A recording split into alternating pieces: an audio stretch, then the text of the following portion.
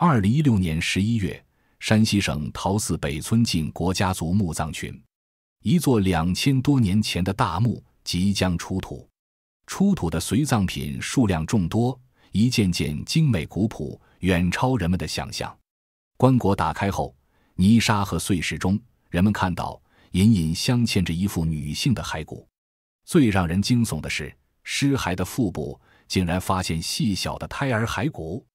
家族大墓的女主是谁？为何身怀6甲下葬？又为何她的墓葬远超临近墓葬的规格？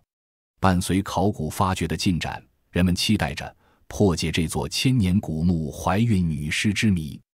陶寺北村，中国北方一个看似普通的村落。2016年3月，一位村民像往常一样出门干活，路过村北的荒地时，村民发现不远处有个新挖的大洞。好奇心驱使下，村民走向新挖的大洞。大洞深不见底，洞边还堆积着新挖出的泥土。村民越看越觉得不对劲，想到前2年附近一带曾发现过古墓，村里人当时还议论过这事。村民有了警觉，会不会是盗墓贼挖的盗洞？他立即联系有关部门，告知情况。考古专家闻讯赶到现场，立即展开勘察工作。眼前的大洞果然如村民的猜测，就是盗洞。勘察表明，盗洞下方的地面有一座古墓，古墓是否被盗上，目前情况尚不清楚。现场迅速被保护起来，山西省考古研究院和相关机构组成的考古队进驻，各种安全、监控、检测设施也随之进入。让考古专家感到欣慰的是，对周边的细致勘测令考古专家有新的发现。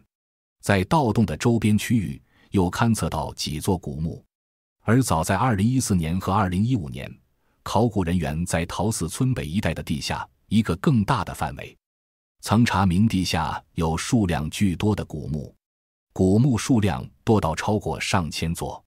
这上千座墓葬的排列顺序是按墓葬年代的早晚排列的，它们按年代的早晚从西北向东南方向分布。碳14测年显示，这些墓葬的年代从两周时期跨越到春秋晚期，甚至有个别的属于战国时期。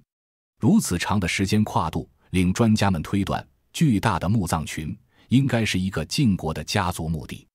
整个墓葬群中有多座大中型古墓，也有一些小型墓葬。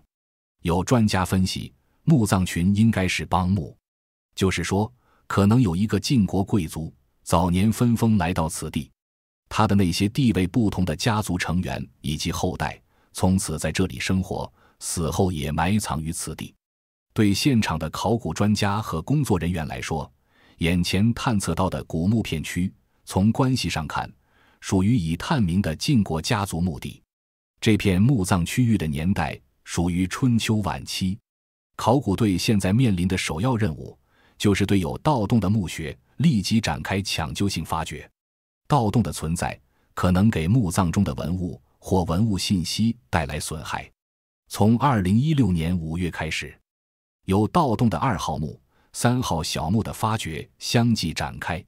工地上分布着一座座的发掘深坑，一些工作人员下到墓葬深坑的底部，紧张又细致地忙碌。眼前是在2号墓出土的青铜编钟，非常幸运，盗墓贼对2号墓的挖掘没有成功。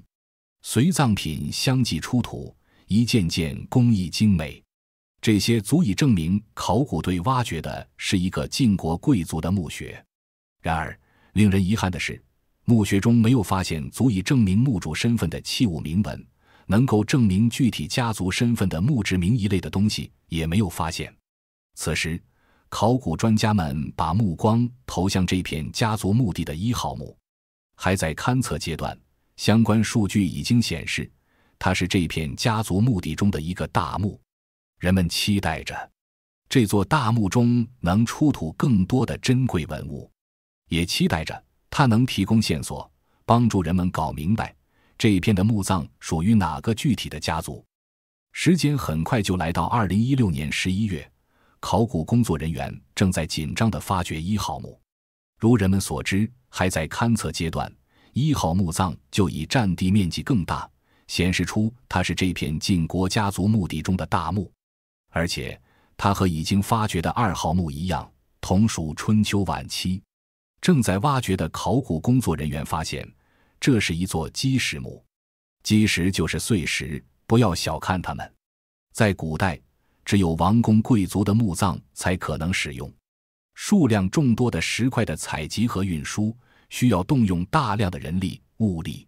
在以马和人为运输主力的春秋时期，普通人是根本无法奢望或想象让自己的墓穴实现碎石自由。而这些叠压很多层的石块，仅仅是为刷存在感吗？当然不是，它的实际作用是防盗。石块像盔甲一样覆盖在棺椁上面，并包裹四周，可以阻挡盗墓贼用各种工具对墓葬的骚扰和探寻。也许让今天的人们感到有趣的是，它揭示了事物的另一面，盗墓贼的存在也可谓历史悠久。发掘现场，考古工作人员用铲挖、用桶装忙碌的工作。终于，该清理棺椁上方最后一层碎石了。虽然基石的大量存在给发掘带来难度，但也正是这些沉甸甸的石头，印证了人们对墓主人身份不同凡响的猜测。基石的清理终于告一段落，眼前的就是1号大墓。墓口长 6.5， 宽 5.4， 深10米。从墓穴展露出的规模来看，1号墓葬极有可能是这片晋国家族墓地的首墓。据此，考古工作人员不由猜测，墓主可能是位男性，而且极可能是两周时期晋国的某个王公贵族。挖掘工作还在艰苦地进行。墓葬发掘的季节和气候令考古人员需要面对坑底更为寒冷的环境。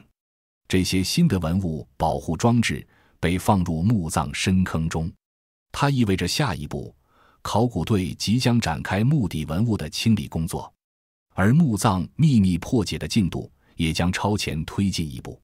用铲挖开泥土，用手扒拉泥块，甄别泥土中是否有文物的残片。阴冷潮湿的墓葬坑中，考古工作人员变化着各种姿势，以适应在坑底进行发掘的工作需要。这样看似枯燥的工作，日复一日地在1号墓的深坑中进行着。站在考古工地现场，可以看到附近的塔尔山，它的海拔接近1500米。这座山在日出和日落十分美景，完全匹配它所承载和见证过的历史与文化。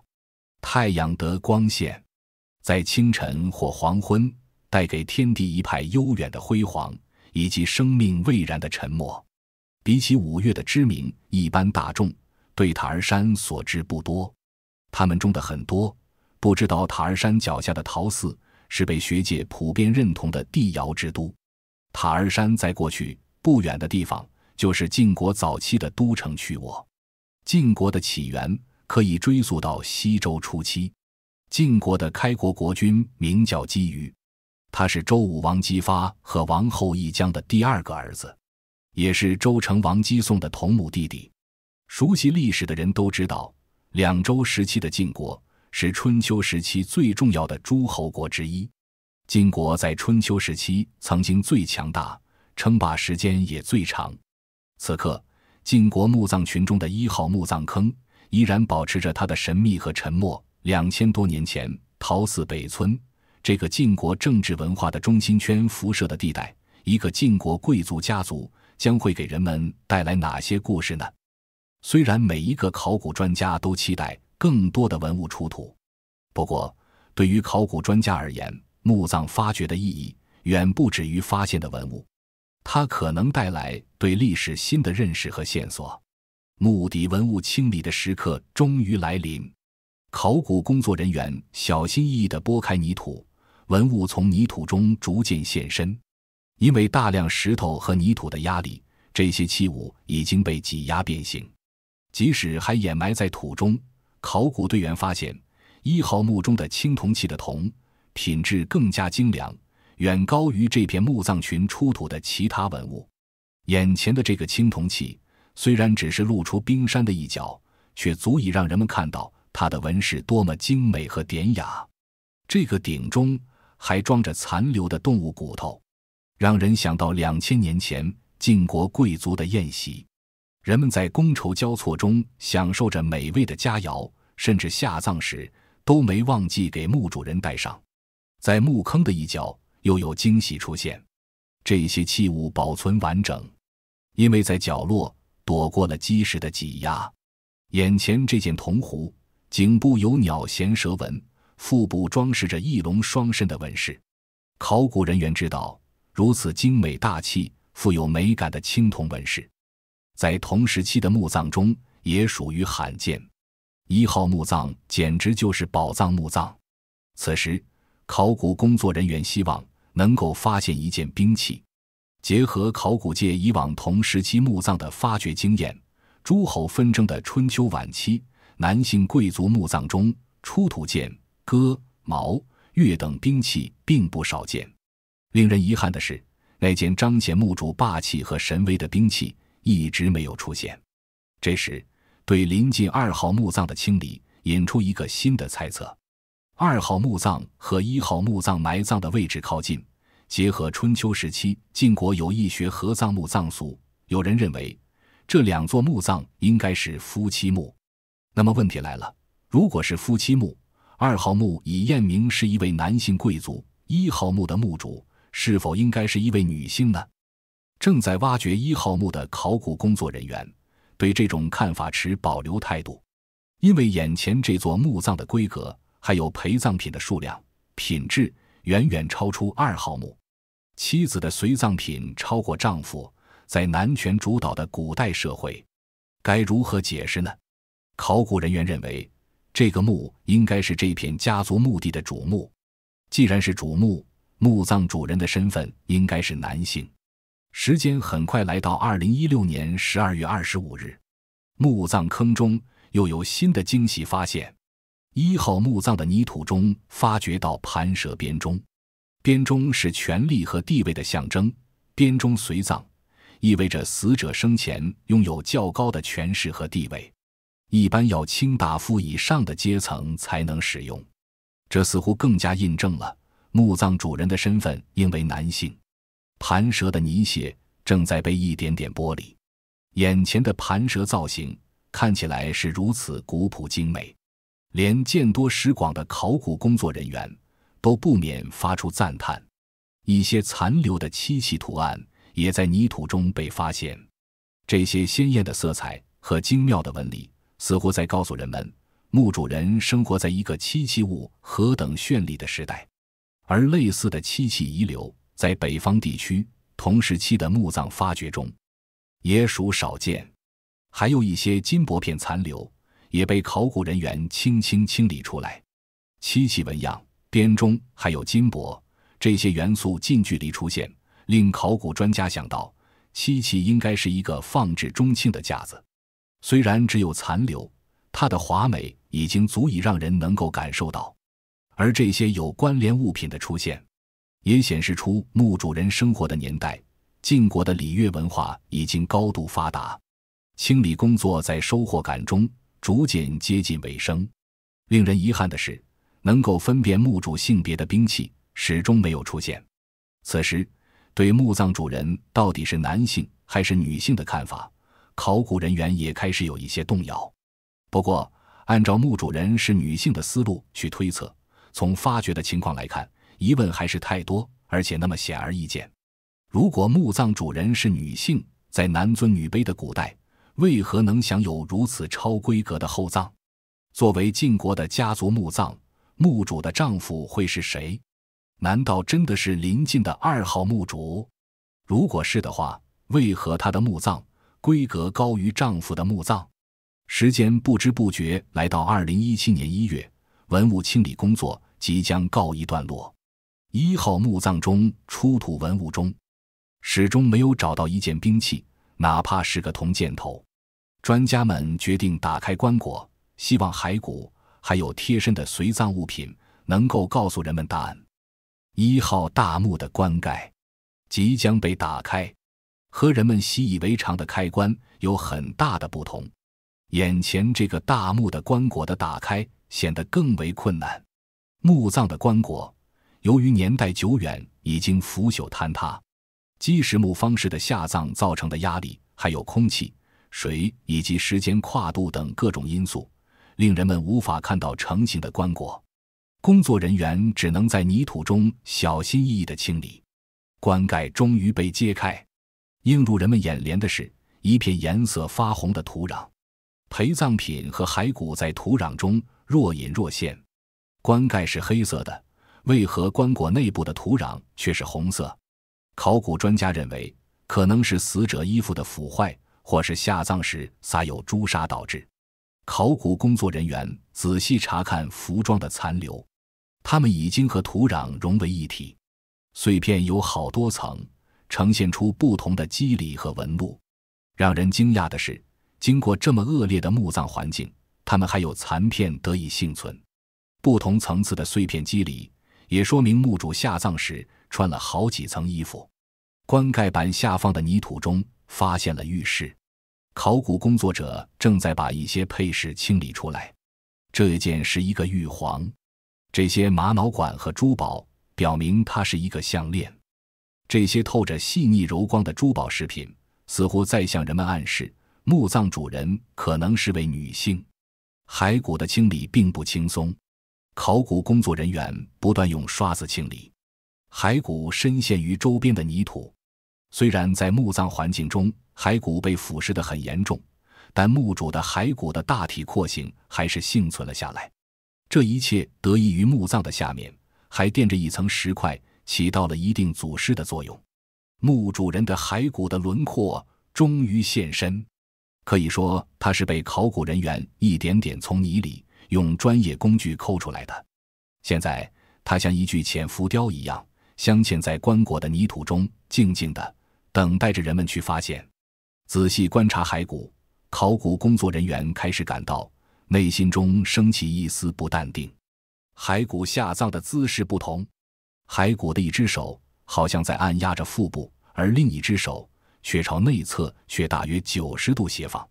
骸骨身体下方的盆骨显示的形态是张开的。身份高贵、钟鸣鼎食的大墓贵族为何会以如此奇特姿势入葬？前来鉴别遗骸的专家在现场展开工作。在专家的审视下，人们看清骸骨的头骨已经完全碎掉，而且耻骨也好像不全。仔细辨别后，专家认为墓葬主人的年龄应该在30岁左右。此时，腹部一块细小的骨头引起专家的注意，它看上去如此不同，应该是一个胎儿的头骨，一个很薄很脆的颅骨。这个发现在现场人们的心中引发出一道道无形的冲击波，因为它不仅说明墓主的身份是女性，而且还是一名孕妇。有人凑过去凝视那块疑似胎儿的头骨，它非常细小的骨片镶嵌在泥土中。墓葬中骸骨的这种情况完全超出所有人的预料。有人发出疑问，会不会是动物的骸骨，比如宠物？接下来，工作人员对腹部骸骨的剥离专注、谨慎又分外轻柔地进行。渐渐的，一只胎儿手部细碎却相对完整的骨骼形态开始在泥土中浮现。这是一只很清晰的胎儿的小手，甚至有点像今天的新生印在橡皮泥上的手印。当然，它不是，它属于一个胎儿，镶嵌在2000多前自己母亲的肉身化为尘土后的泥中。从胎儿的头骨还有小手的发育的程度来看，胎儿应该接近发育成熟。考古发掘中，工作人员常常会面临一些超乎想象的发现，不过眼前的发现还是有些太过意外。联想到骸骨入葬奇特的姿势，一只手压着腹部，另一只手的奇怪角度，还有下半身耻骨张开的程度，有人猜测墓葬主人可能是难产而亡。在古墓中发掘到难产而亡的女尸也是有先例的，但疑问还在，为什么难产而亡的女性墓葬的规格这么高，高于其他墓葬？对骸骨重新审视和辨别时，难产的结论被推翻。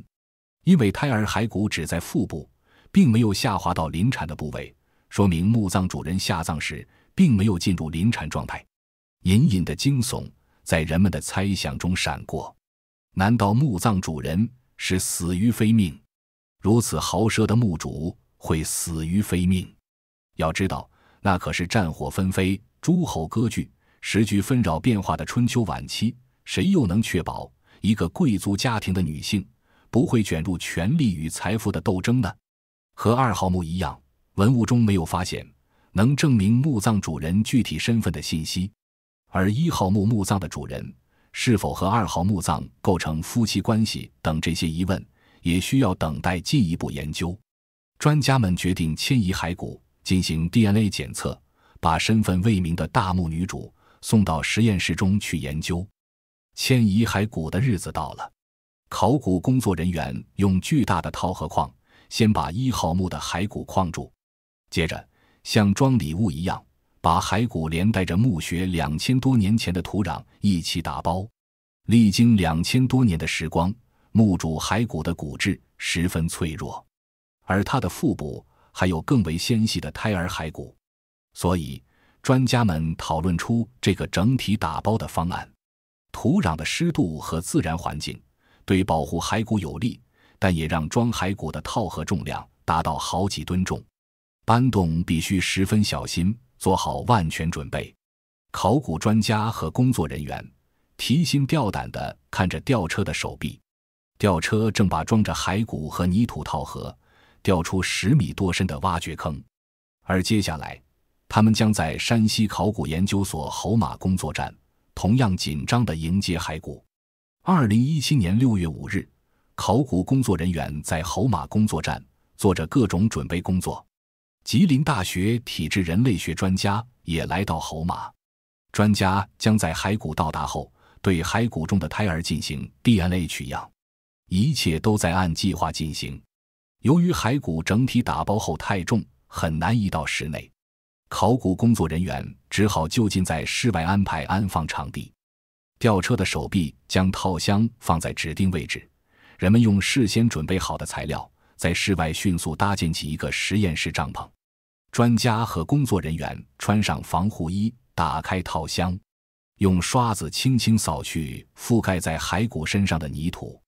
眼前的骸骨安然无恙，仔细确认后，现场人员确定骸骨迁移成功。此刻，骸骨安然地以它奇特的姿势躺套箱中，好像它已经适应如此规模庞大的移动。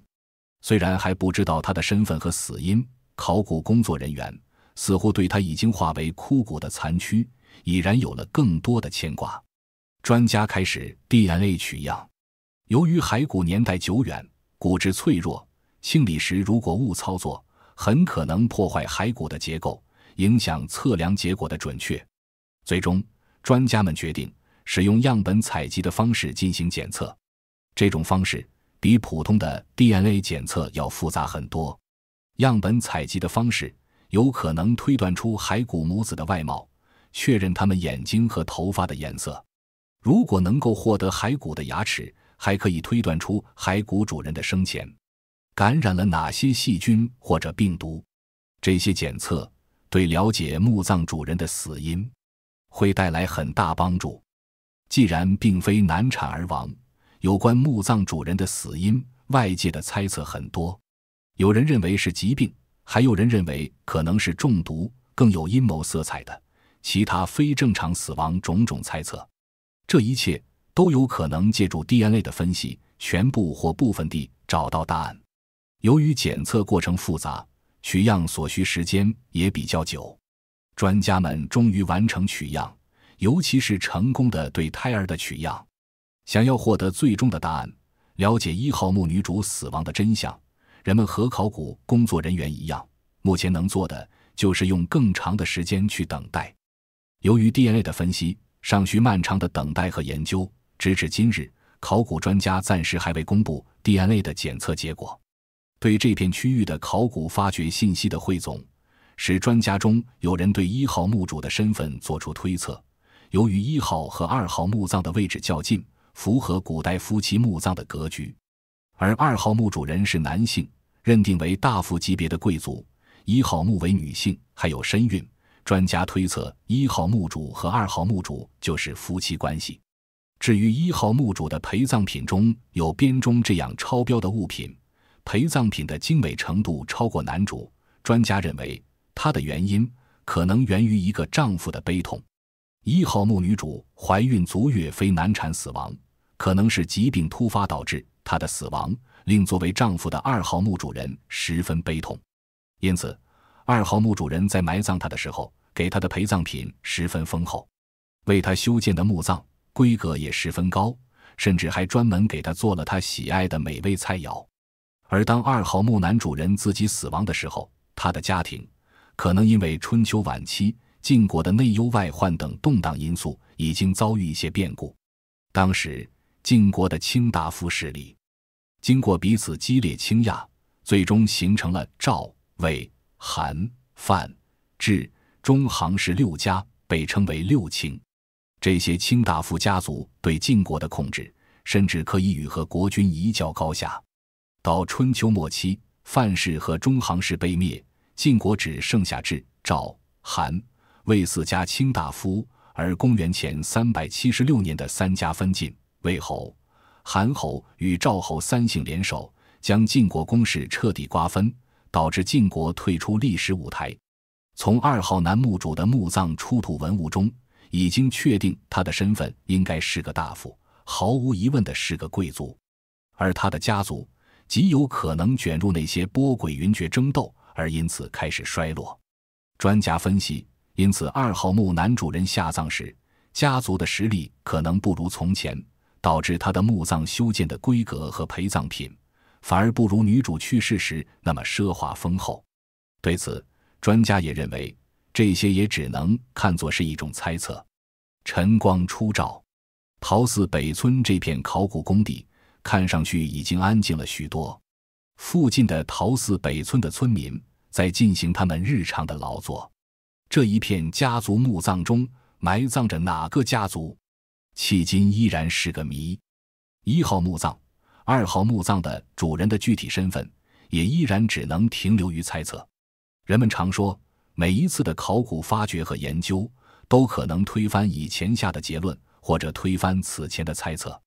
这也许就是考古现场对于我们的已知历史所具的最刺激的也最深刻的魅力所在吧。这些晋国家族墓地出土的文物是填充和构筑晋国史的宝贵资料。古朴而美丽文物中有很多来自1号墓葬，它们让人们想起那个2000多年前的女子带着未出生的孩子凄惨离世。她和为她下葬的人或许从未想过2000多年后人们会以这种方式去破解和见证她的故事。而对考古专家而言，考古发现最美丽的时候，可能不是发现人性的黑洞，而是看到人性的光芒。人们期待着她的故事，符合美好爱情的想象。以上就是本期故事的全部内容，喜欢的观众别忘了点赞关注，眼见古今，与您下期再会。